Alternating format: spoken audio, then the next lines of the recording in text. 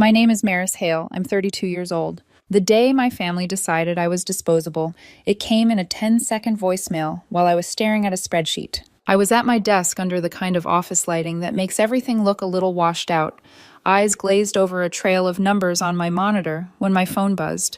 I glanced down, saw my mom's name, and let it go to voicemail. She knew I was at work. If it was important, she'd text. She didn't. Instead, when the notification popped up, I slipped in one earbud and pressed play. "You're out. Don't come back. We'll move forward without you." That was it. No hello, no explanation, no name. Just those words, flat and final, like she was reading from a script she'd practiced in the mirror. I replayed it once, then again, just to make sure I hadn't imagined it. Same tone each time. No anger, no tears, just finished. Like they'd finally found an excuse to erase me and didn't feel the need to make it pretty. I didn't call back. I knew that voice. I knew what "we'll move forward without you" meant. Decisions had been made. Lines had been drawn somewhere I hadn't been invited to stand. So I did what I always do when something breaks. I went to work. Not the job that paid my salary, the one no one ever put in a contract, the one that turned me into the unpaid CFO of my own family. I clicked away from the spreadsheet, opened a new browser tab, and logged into the family trust account. I was the one who had set it up years ago. My parents didn't understand the legal jargon, the tax benefits, the long-term planning. They just liked the idea of a safety net. I'd walked them through it, drawn them diagrams at the kitchen table, made everything simple. They loved that. They loved that I knew what I was doing. They loved it enough to let me handle everything, until apparently it scared them. The trust required my consent to move large amounts of money, to invest, to withdraw. It was the only thing standing between their impulsive decisions and financial disaster. They'd never questioned that, until someone started whispering that I had too much control. I pulled up the authorization panel. My name sat there, a quiet guardian built into the fine print. I revoked my consent. A small warning box appeared. "Are you sure? This action will restrict all pending and future transactions." Yes. I entered my credentials, confirmed the code that pinged my email, and watched as the system updated. The trust froze. Next came the joint account. It had started as a genuine emergency fund, something I set up after Dad broke his wrist on the job last year and couldn't work for a while. I'd watched my parents teeter on the edge of losing everything, and I swore I'd never let them stand that close to the cliff again. So I opened a joint account. I paid into it every month. I told them it was there for emergencies only. But over time, the transactions changed. Groceries became restaurant charges. Pharmacy runs turned into online shopping sprees. Emergency turned into convenience. And every time I saw a new charge that didn't look like survival, I swallowed the irritation and told myself it was fine. They were my parents. They deserved to enjoy life. I could afford it. That's what I kept telling myself. My cursor hovered over the close account option. I hesitated for maybe 2 seconds. Then I shut it down and tied any remaining balance back to my personal banking with two-factor authentication only I controlled. The balance dropped to 0.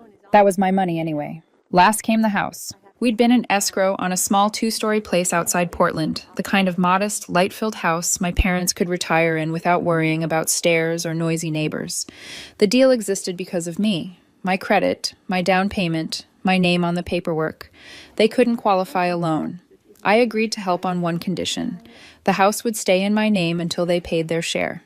They said they were grateful. They said they trusted me. And then my mother sent me a 10-second exile over voicemail. I called the real estate agent from an empty conference room, closed the door, and stared at my reflection in the glass as it rang. When she picked up, her voice was cheerful at first. "Maris, hi, we're almost at the finish line. I need my name removed from the agreement," I said, effective immediately. Silence. Then the smile dropped out of her tone.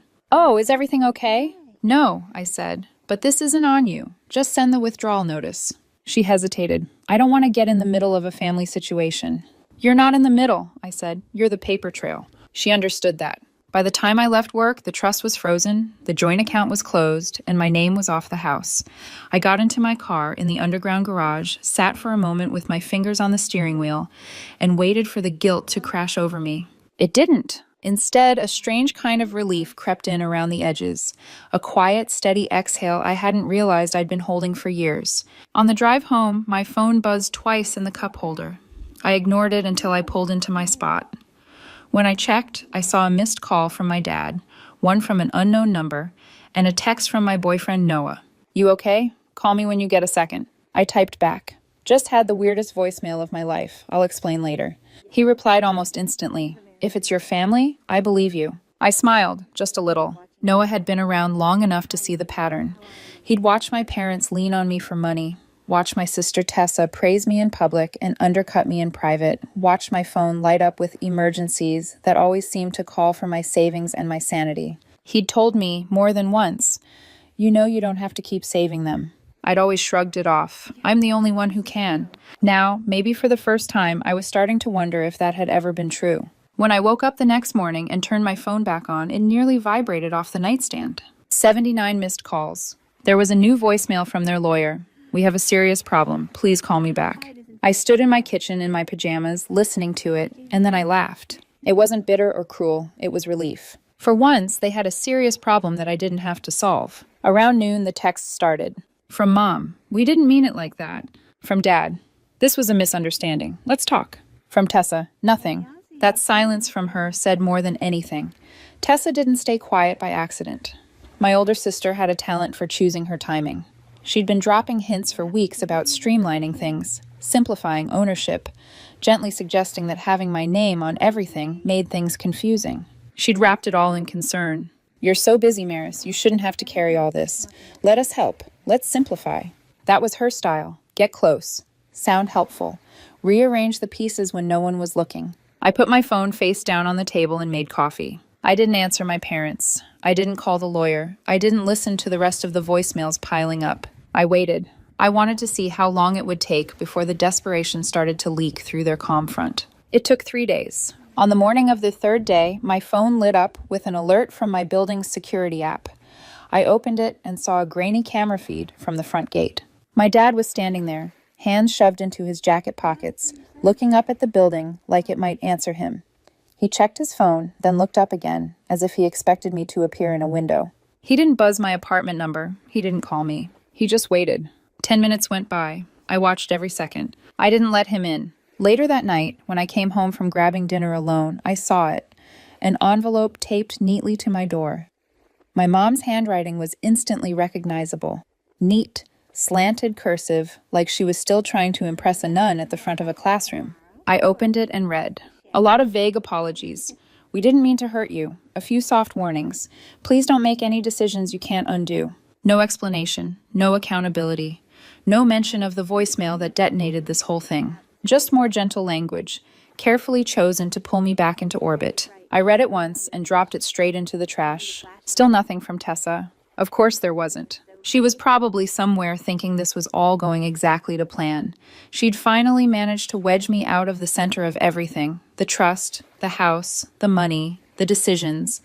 And she'd done it without lifting her voice once. She thought I'd come crawling back, begging for a conversation, demanding to know what I'd done wrong. What she didn't realize was that I had no intention of going back at all. Not until the damage was complete. The thing about letting damage complete is that you have to be patient enough to watch it happen. 2 mornings after the note on my door, I made the kind of move you can't walk back. I called the real estate agent again. This time, my voice was calm enough that she didn't realize how serious it was at first. I was standing in my kitchen with a mug of coffee cooling untouched on the counter, staring at a printout of the escrow documents. Hey, Maris, she said. I sent your parents an update yesterday. I need something in writing, I cut in. A formal notice, not just removing my name. I want you to email them directly and state that I have withdrawn my participation from the purchase. Make it clear they can't proceed under my credit or with my down payment, ever. On the other end of the line, she went quiet. I don't love getting pulled into family stuff, she said carefully. I really don't want to create more tension than there already is. You're not creating anything, I said. You're documenting reality. They don't get to pretend I just got cold feet. I want their inbox to know exactly what happened. There was a pause, then a resigned sigh. All right, I'll send it to them and CC you. Perfect, I said. And one more thing. From now on, any communication about this deal that involves my name, put it in writing. She understood. By lunch, the email had gone out. I didn't need to see their faces when they opened it. I'd lived with them long enough to imagine it. My mom reading it twice, trying to figure out how to soften the language in her head, my dad scrolling down to the numbers. Tessa pretending to be shocked, while quietly calculating what it meant for her. I didn't respond. Around 3, my phone buzzed with a new email notification. Their lawyer. He kept it short. Maris, I think there is more to this than you realize. Please contact me at your earliest convenience. I stared at the line, there's more to this than you realize, for a full minute. Part of me wanted to ignore it. Another part, the part that built the trust in the first place, filed it away. More to this. Of course there was. I didn't call him back. That night, my mom's calls started up again. I let them ring out. She followed with texts, all soft edges. We reacted badly. Your father was upset. We said things wrong. Please don't make any permanent decisions. Permanent. I almost smiled at that. We'd been living in a permanent decision for years. I just happened to be the only one willing to call it what it was. Just before midnight, my phone lit up with a message from Tessa. I hope you're proud of what you've done. No punctuation, no explanation. Just enough venom to let me know she was watching everything collapse and realized, finally, that I was the one kicking out the supports. I didn't answer. The next day, I stopped for gas on my way home from work.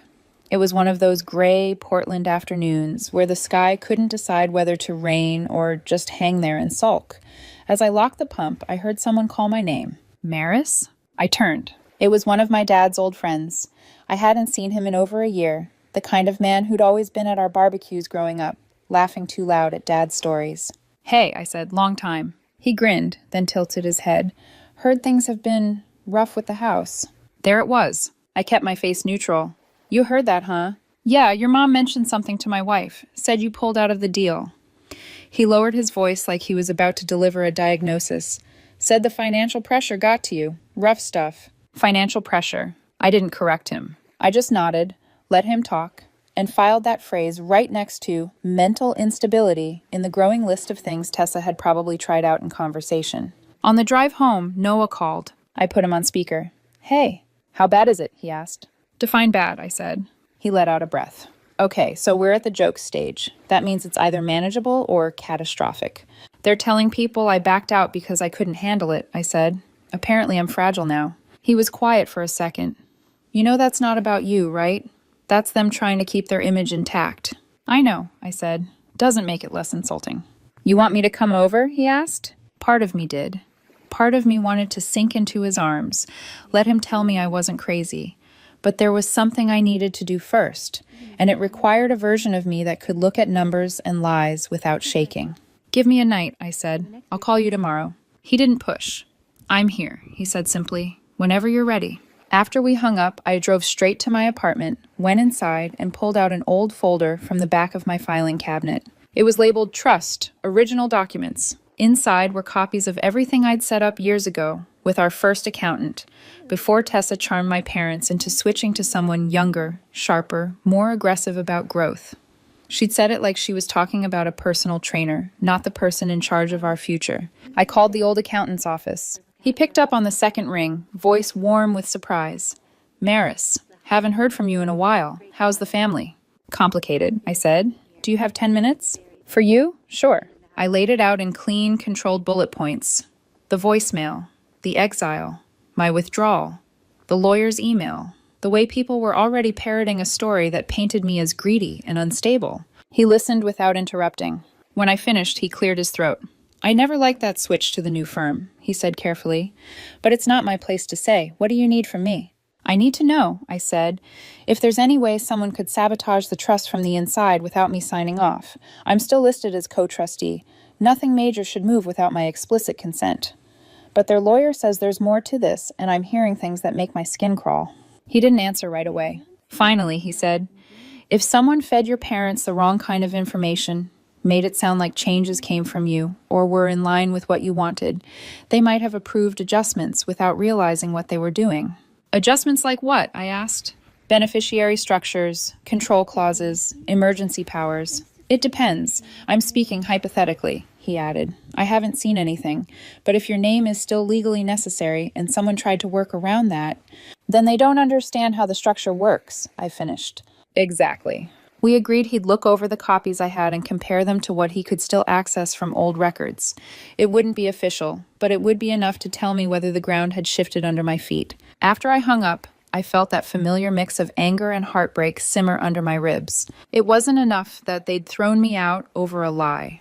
Someone had tried to use the system I built to cut me out of it, and I had a very good idea who that someone was. Later that week, another voicemail came in, this time from the new accountant, the one Tessa had pushed my parents to hire. "Hi, Maris," he said, overly cheerful. "I've been meaning to reach out. There are a few discrepancies in the trust paperwork and some recent activity I'd love to clarify with you. Give me a call when you can, so we can straighten it out."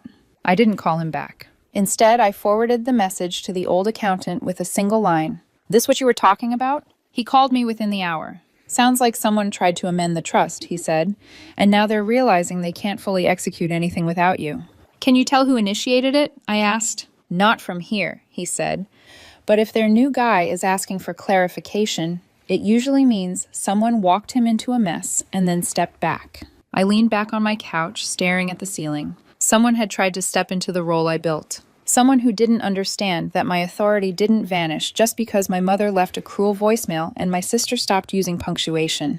"Tessa," I said quietly. He didn't confirm it. He didn't have to. I thanked him, ended the call, and sat there in the dim light of my living room, listening to the hum of the refrigerator and the distant traffic outside. They thought cutting me off emotionally would make me walk away from everything. They didn't realize that when you try to erase the person who built the foundation, the cracks don't show up where you want them to. They show up under your own feet. And I was done pretending I didn't see them. The unraveling began with one careless mistake, an email that was never supposed to reach me. It was a Tuesday evening, the kind where the air feels heavy enough to warn you a storm is coming. I'd just stepped out of the shower when my phone buzzed with a notification. Realtor. Withdrawal notice. I frowned. I wasn't expecting anything else from her. I opened the email and froze. She had accidentally CC'd me on a reply to Tessa. My sister had written, "The deal fell apart because Maris is mentally unstable. We're trying to manage things as best we can, but her judgment has been completely off." Mentally unstable. There it was. The phrase Tessa had been seeding in conversations. The weapon she'd been polishing for months. The one thing she knew could destroy both my credibility and my ability to control the assets she desperately wanted. For a moment, the world around me went still. Not hot, not angry, just still. Then I felt something cold settle into my chest. Not sadness, not shock. Clarity. I scrolled down. The realtor's hesitant response. "I'm sorry to hear that. Unfortunately, without Maris's involvement, the financing cannot proceed." I didn't let myself read more. Not yet. Instead, I hit reply all. I kept my message short, clinical, sharp, lethal. Attached are all payment confirmations, correspondence logs, and contracts showing. I have been the sole financial driver of this purchase since the beginning. There has been no instability. Please refrain from making further defamatory claims regarding my character or capacity. Per legal counsel, I request all future communication remain strictly transactional. Maris Hale. Then I attached PDFs, receipts, paperwork, proof, and CC'd my lawyer. It took less than an hour for the realtor to respond. Her tone was different now, stiff, polished, tiptoeing through a minefield. "Thank you for the clarification, Ms. Hale. I will ensure all communication adheres to contractual boundaries going forward." Translation. I'm not dealing with your sister anymore. Good, because I was just getting started. Tessa's rage. The phone rang less than 5 minutes after the realtor's email landed. "Tessa," I muttered to myself before answering. She didn't disappoint. "You ruined everything," she snapped. The moment I picked up, her voice was taut, trembling, not with fear, but with outrage. "You think you're the victim? You're the one destroying the family." I let her scream. I'd spent years listening to her tantrums, smoothing them over like wrinkles on a tablecloth. Not tonight. When she finally paused for air, I said, "Why did you lie about me to the realtor?" Silence. For the first time, she had no immediate comeback. "Tessa?" I asked again. Still nothing. Then, the click of the line disconnecting. She hung up on me. Perfect. She was slipping. Parents. The speakerphone confession. Not even 2 hours later, a text from Mom appeared. "Please, just give us 5 minutes. No yelling. Just talk." 5 minutes. That's all I needed. I called. The moment the line connected, I heard it. The tinny, echoing hum of speakerphone. They were both there. My dad started with some rehearsed nonsense. We feel like things got out of hand. My mom cut in. We never meant to hurt you, sweetheart. We were reacting to what we were told. There it was. My opening. Told by who? I asked. Silence long enough that I heard my own breathing. Then Dad cleared his throat. Tessa said you were planning to take over everything. That you told her we were dragging you down. That you wanted full control, trust, house, finances. My heartbeat stayed steady. And you believe that? I asked. Mom hesitated. She said you told her that after dinner. In the car, during that argument. What argument? What car ride? Mom faltered. She said, there was no argument, I said. We barely spoke that night. We didn't ride together. We left in separate cars. So tell me, did either of you ever think to ask me if any of that was true? The silence this time wasn't defensive. It was ashamed. Finally, Dad said quietly, we just didn't know. You didn't want to know, I replied. But I wasn't done. She also told us, Dad added, voice strained, that you met with a lawyer to cut us out of the trust, and that you wanted her to manage things once we were out of the way. I stared at my wall, jaw tight. Smart. That was the lie she needed. Take her own schemes and pin them on me. And they bought it. You believed her, I said, because it was easier than confronting what she was really doing. They didn't deny it. Mom whispered, what do we do now? I took a breath. Meet me tomorrow night, all of you. I'll bring the documents. Then sharply, you bring the lies. They agreed. They didn't ask questions, because they were afraid of the answers. The dining table showdown. The next evening, we met in my parents' dining room. The same table where Tessa had spent her entire life being adored for simply existing, while I earned every ounce of trust through work they never saw. Tessa was already there when I arrived. She sat with her arms crossed, chin lifted slightly, the picture of someone who believed she still had the upper hand.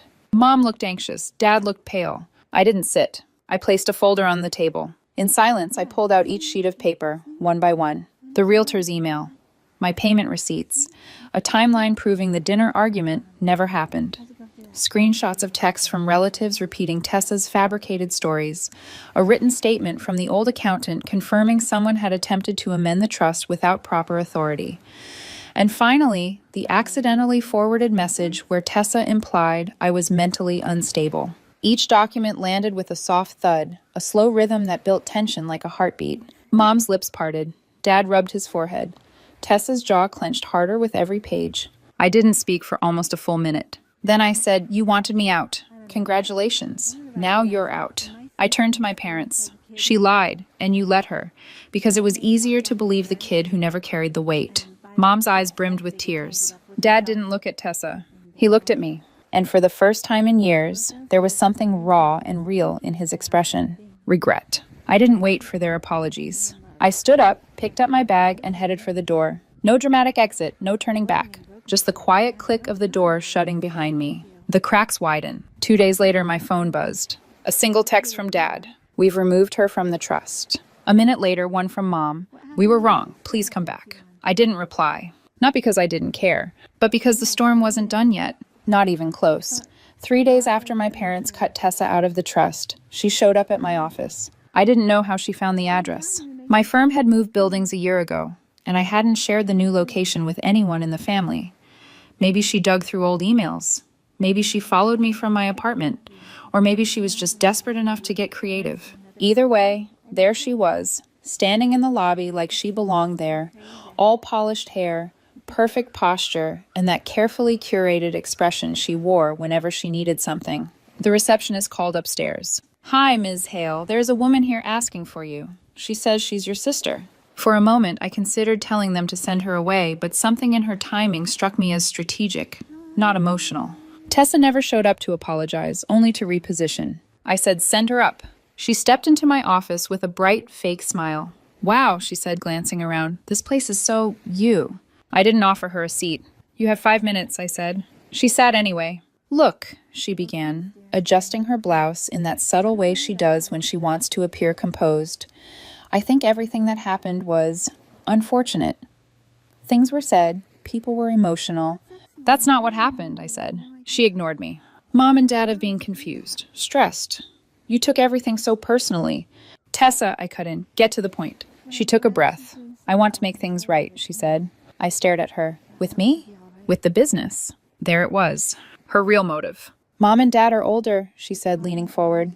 If we work together, just a small role for me, then they'll see we're still united. It'll prove we can still. I actually laughed. She blinked. What's funny? I walked to my file cabinet and pulled out an old folder, a dusty draft of a lifestyle brand business plan she once begged me to fund. It was full of ambition, but no structure, all aesthetics, no math. I'd said no back then because it wasn't viable. I didn't tell her the real reason. She wanted to skip the work and cash in on the image. I handed her the folder. She flipped through the pages with a frown. What is this? Your idea, I said. Start your own. Her eyes snapped up to mine. You think you're punishing me? She asked, voice trembling. No, I said softly. Not yet. She stood abruptly, pushed the chair back so hard it scraped the floor, and stormed out. I didn't follow. I didn't need to. That evening, I called the accountant. I want full restructuring, I told him. Business accounts, ownership, control. Only 2 signatures matter now, mine and my father's. He paused. You're sure? This is irreversible. I'm done with reversible. Then I'll send the paperwork tonight. The business became a 2-person structure. No loopholes, no back doors, no access for Tessa, not even metaphorical oxygen. A week later, when the documents were finalized, I called my parents and invited them to dinner. Just us. They looked nervous when I arrived. Mom had set the table. Dad kept straightening his napkin, glancing at me, then away. We ate quietly. Then I placed a stack of documents on the table and told them everything, start to finish. The lies, the manipulations, the fake timelines, the attempted trust amendments, the rumors about my instability, the smear campaigns, the real estate emails, the relatives repeating her script. Mom covered her mouth. Dad's jaw clenched. I'm willing to restore the original plan, I said. The trust, the house, joint ownership, protection for your retirement, all of it.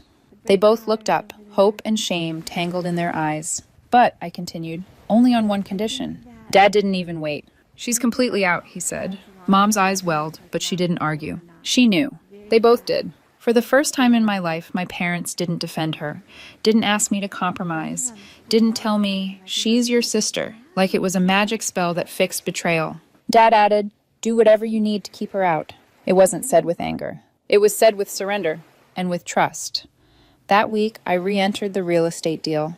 The agent nearly dropped the phone when I said I wanted back in. My name goes on everything, I told her. My financing, my terms, my property. Your parents? She asked gently. They'll have full living rights, I said, but no financial ownership. She blinked. That's generous. It's also necessary.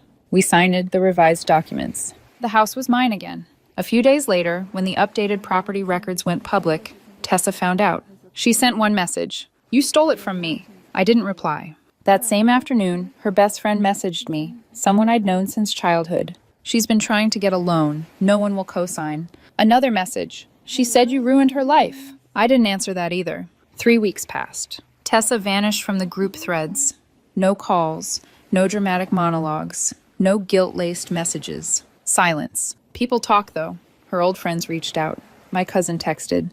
Even one of her ex-coworkers sent a message. Every version of the story was the same. She burned every bridge. She was trying to gather sympathy. No one believed her version anymore. She had nothing left to leverage. Good. Consequences weren't cruel. They were overdue. Moving day for the Portland house was quiet. No balloons, no forced celebration. Just me and my parents unpacking boxes at our own pace. Mom hung a photo of the 3 of us from years ago, a rare picture where we looked genuinely happy, not posing, not pretending. She stood back to look at it and said softly, maybe this is what our family was always supposed to be. Dad nodded. We're different now, he said. Better. For once, I believed him. Later that night, after we finished setting up their kitchen, I drove back to my apartment. Noah was waiting outside my building, leaning against his car, arms folded, the streetlight painting him in warm amber. You good? He asked when I reached him. For the first time, I said, I think I might be. He wrapped his arms around me, steady and warm, a grounding weight. No chaos, no expectations. Just a man who had stayed through the mess and never tried to rewrite me. He kissed the top of my head. Let's go home, he said. I didn't correct him, because it finally felt true. It's been a month. The house is stable. The trust is airtight. My parents are calmer than I've seen them in years. No one brings up Tessa anymore, not because it hurts, but because we're done pretending she's part of the foundation. As for Tessa, last I heard, she's renting a small place on the outskirts of town. Tried launching a new project. Didn't go anywhere. She reached out to a few people for help, but they all knew the story now. She's alone, not because I pushed her out, but because she built her life around taking from others, and when the taking stopped, there was nothing left. Do I feel angry? No, I feel clear. She thought cutting me out would give her everything. But now, she has nothing.